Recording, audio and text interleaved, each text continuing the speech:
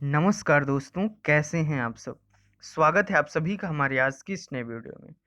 इस वीडियो में हम बात करेंगे इकोनॉमिक्स से रिलेटेड क्वेश्चंस की, ठीक है? जिनकी आने की संभावनाएं बहुत अधिक हैं। BA entrance exam, Allahabad, BHU और बीकॉम से रिलेटेड एंट्रेंस एग्जाम में, ठीक है? तो चलिए देखते हैं। तो ये specially video BA entrance exam से रिलेटेड है, वो भी इलाहाबाद विश्वविद्यालय का, ठीक है? तो उसका मैं पैटर्न आपको बता देता हूँ। टाइम 2 आवर्स है, मैक्सिमम मार्क्स 300 है। क्वेश्चन पेपर को 4 सेक्शन में डिवाइड किया गया है। नेगेटिव मार्किंग नहीं है यहाँ पे। नेगेटिव मार्किंग जो है बीएचयू में है, ठीक है? ये आपके 4 सेक्शंस हो गए हैं। लैंग्वेज लिटरेचर के 25 क्वेश्चन मीन्स या तो आप हिंदी करिए या इंग्लिश करिए, 50 marks. General awareness 25 question, 50 marks. Mental ability 25 question, 50 marks. And test subject 7 में से 3 सब्जेक्ट आपको करने हैं, ठीक है? 75 क्वेश्चन, 150 मार्क्स, ठीक है? तो इन सब पर मैंने वीडियो बना दिया है, आप जाकर प्लेलिस्ट में देखिए, मिल जाएंगे। तो चलिए पहला क्वेश्चन देखते हैं बिना किसी टाइम वेस्ट के। पहला क्वेश्चन कौन सा है? During periods of inflation tax rate should be. मुद्रास्फीति की अवधि के दौरान कर की दर होनी चाहिए, कम होनी चाहिए, ज्यादा होनी चाहिए। करेक्ट ऑप्शन क्या है? A is the correct option. Increase means ज्यादा होनी चाहिए। इन्फ्लेशन होता क्या है? ये क्वांटिटेटिव मेजर है, ठीक है? Inflation is a quantitative measure and it indicates a decrease in the purchasing power of national's currency. Okay, next question ये करेक्ट ऑप्शन क्या है आपका? ए है, इंक्रीज होनी चाहिए जो टैक्स रेट्स हैं इन्फ्लेशन के दौरान, मीन्स जब तेजी हो। Question number 2, the exchange of commodities between two countries is referred as. दो देशों के बीच वस्तुओं के विनिमय को कहा जाता है, क्या कहा जाता है? करेक्ट ऑप्शन आपका सी है, volume of trade. Okay, correct option क्या है? Volume of trade. Volume of trade is the exchange of commodities between two countries. Question number 3, which one of the following is not a method of estimating national income. निम्नलिखित में से कौन राष्ट्रीय आय का आकलन करने का एक तरीका नहीं है? चारों ऑप्शन आप देखिए अच्छे से। Expenditure method, product method, matrix method, income method. Okay, तो करेक्ट ऑप्शन आपका सी है, matrix method. Okay, is not a method of estimating national income. National income पता है क्या है? पता होनी चाहिए, उसको निकालने का फॉर्मूला भी पता होना चाहिए। नेशनल इनकम हो गया, जीएनपी हो गया, जीडीपी हो गया, एनएनपी हो गया, ये सब पता होना चाहिए आपको।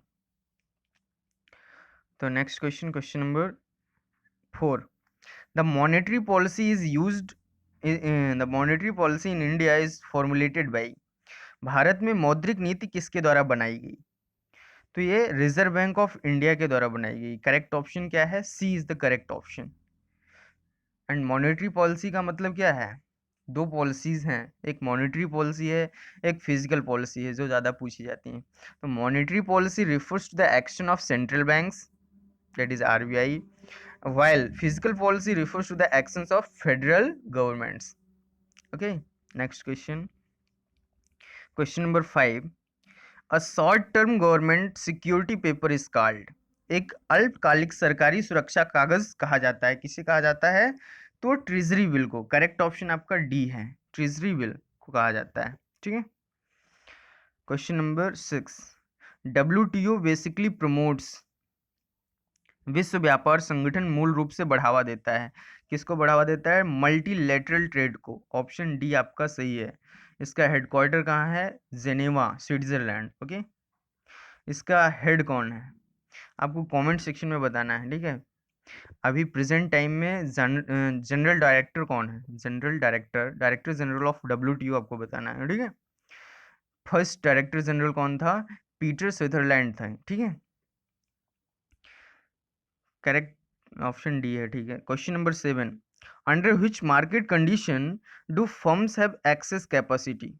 किस बाजार की स्थिति में फर्मों के पास अतिरिक्त क्षमता होती है?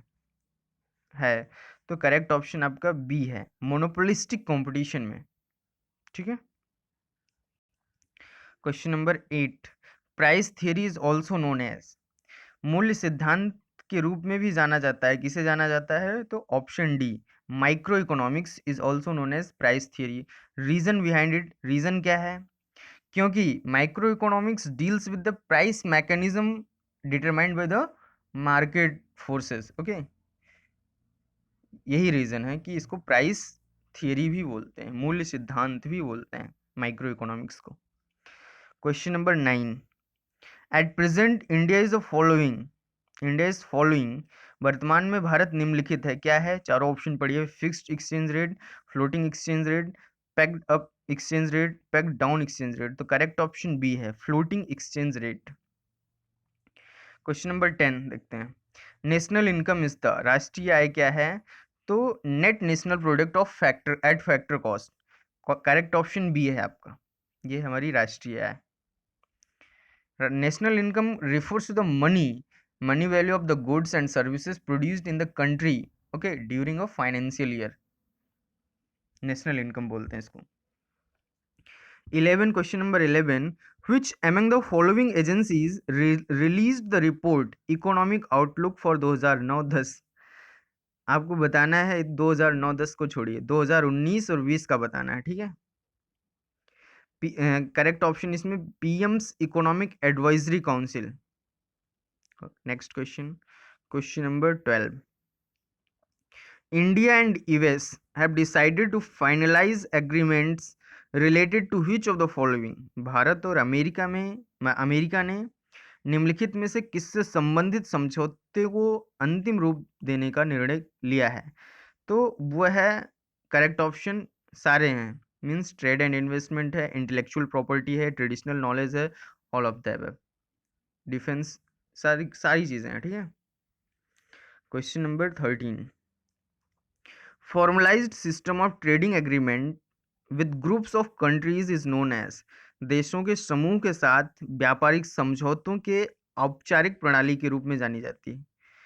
तो ट्रेडिंग ब्लॉक्स को, trading blocks, correct option A है। Formalized system of trading agreement with groups of countries is known as trading blocks. Question number 14, a want becomes a demand, ठीक है। A want becomes a demand only when it is backed by the, एक मांग केवल तभी बनती है जब वह उसके द्वारा समर्थित हो। तो इसमें करेक्ट ऑप्शन डी है, यूटिलिटी ऑफ द प्रोडक्ट, ठीक है, करेक्ट ऑप्शन डी है। Next question, question number 15, the term micro economics and macro economics were coined by, micro economics और मैक्रो इकोनॉमिक्स शब्द को मिलाकर बनाया गया था, नहीं, सबसे पहली बार किसने कॉइंड किया था, ठीक है। तो रैगनर फ्रिस, करेक्ट ऑप्शन क्या है? रैगनर फ्रिस पहले इंसान थे जिन्होंने माइक्रो इकोनॉमिक्स और माइक्रो को कॉइंड किया। Question number 17, which is the biggest tax paying sector in India, Bharat में सबसे बड़ा कर भुगतान क्षेत्र कौन सा है? तो करेक्ट ऑप्शन क्या है? वैसे सर्विस सेक्टर शायद है, ठीक है, आप इसको चेक कर लेना, सर्विस सेक्टर है, लेकिन यहाँ सर्विस सेक्टर है नहीं, तो इंडस्ट्रियल सेक्टर होगा, करेक्ट ऑप्शन बी है। Question number 18, economic is what it ought to be, this statement refers to, अर्थशास्त्र वही है जो इसे होना चाहिए, क्या इसका मतलब हिंदी में यही होता है? यह कथन संदर्भित है, तो करता है, तो ये नॉर्मेटिव इकोनॉमिक्स का स्टेटमेंट है, ओके, करेक्ट ऑप्शन ए है आपका। Question number 9, the excess of price, जिस क्वेश्चन में आप लोगों को वो लगे, शंका लगे, डाउट हो कि हाँ ये सही है कि नहीं, आप उसको रीचेक भी कर सकते हैं, ठीक है, आपके लिए ही अच्छा होगा। The excess of price a person is to pay rather than forgo the consumption of the commodity is called, किसी व्यक्ति की कीमत की अधिकता को कम करने के बजाय, व्हाट इज दिस, ये क्या है? कमोडिटी की खपत कहा जाता है, हिंदी इसकी नहीं सही है, ठीक है। The excess of price a person is to pay rather than forego the consumption of the commodity is called, correct option C है, producer surplus. Okay, next question, question number 20,